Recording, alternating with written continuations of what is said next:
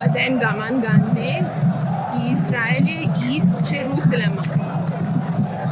අරාබි පාලනයේ අරාබි බහුතරයක් වන නමුත් ඊශ්‍රායලය වලින් බදු මුදල් මේ යුදෙව් හමුදාව ආරක්ෂාව දීම පිණිස මෙය යෙරුසලම දවස කියන්නේ අරාබි හමුදා සතුරු හමුදා පහක් සිරියාව, ලෙබනන්, ඊජිප්තුව,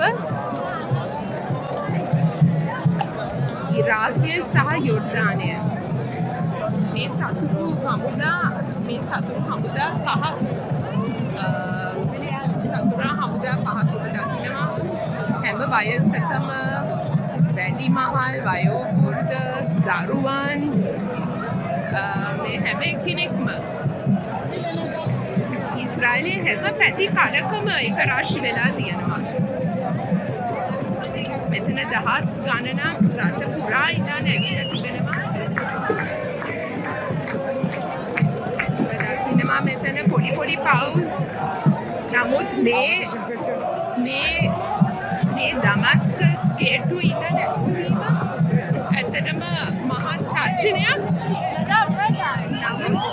මෙතන ඉඳන් තමයි එතනම හමුදාව ඊශ්‍රායල් නගරයට ඇතුල් වුණේ. බලහත්කාරයෙන් තුර්කිය සහ යොර්දාන් හමුදාවල් බලහත්කාරයෙන් අවුරුදු 3000ක පරණ යුදෙව් අගනුවර දාවිද් රජුගේ කාලේ ඉඳන් පැවතෙන යුදෙව් අගනුවර අත්පත් කරමින් සිටින අවස්ථාවේදී ඒක රටකට දියත් කරපු ඒ යුද්ධය දවස් 6න් ඒ හමුදා පහම නිෂ්ක්‍රිය කරමින් ඒ මුළු නගරයම එක්සත් කරලා මුළු ලෝකයටම ඇරියා. මේක අරාබියායටද, යුදෙව්වන්ටද, දෘස්ද, ලාංකිකයන්ටද හැම එක්කෙනෙක්ටම අද දවසේ නගරය විවෘත වෙන්නේ මේ යුදෙව් පාලනය තුළදී. ඉතින් අද දවසේ හමුදාව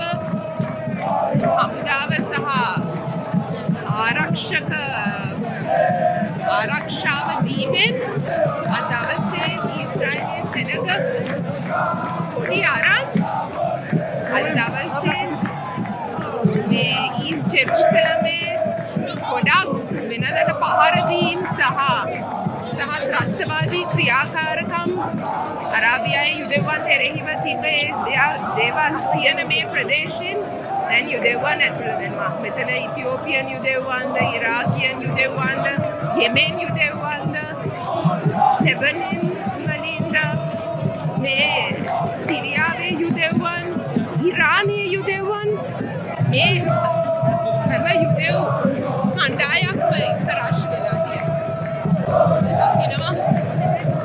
ඒකත්වයෙන් ඒගොල්ලන් නැගී සිටිනවා එක දේශයක් වශයෙන්. මේක ඓතිහාසික අවුරුද්දක් 59ක් වෙනවා මේ අත්පත් කිරීමෙන් පස්සේ. ඔබට දකින්න පුළුවන්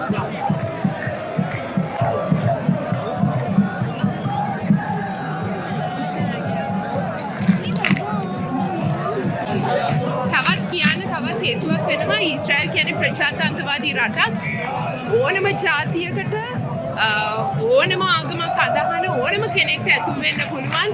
ඇත්තටම අරාබි ජාතීන්ට පුදුම අයිතිවාසිකම් මේ රටේ තියෙනවා. මේ යටිතල පහසුකම් ඔක්කොම මේ දුම්රියවල් ඒ සියල්ලක්ම ඊශ්‍රායලයේ යුදෙව්වන්ගේ බදු මුදලින් තමයි අරාබියායට ලබා දෙන්නේ. කවද කියන්න අවශ්‍ය කාරණාවක් තමයි හැම අරාබි පවුලේ හැම දරුවෙක්ටම යුදෙව් ආණ්ඩුව යුදෙව් බදු මුදලින් ෂෙකල් 1000ක් දෙනවා. ඉතින් ළමයින් 4 දෙනෙක් ඉන්නවා නම් එතන ෂෙකල් 4000ක්.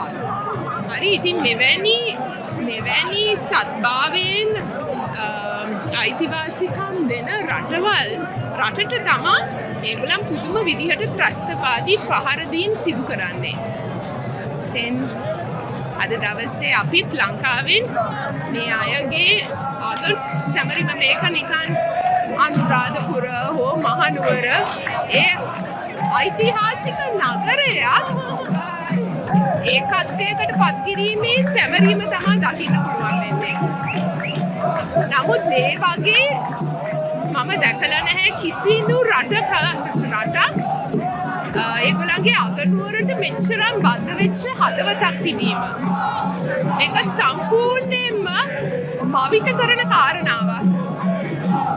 ඔබට දකින්න පුළුවන් මේ සියලු දෙනාම ඇවිල්ලා තියෙන්නේ කිලෝමීටර් ගාණක් ඇවිදගෙන.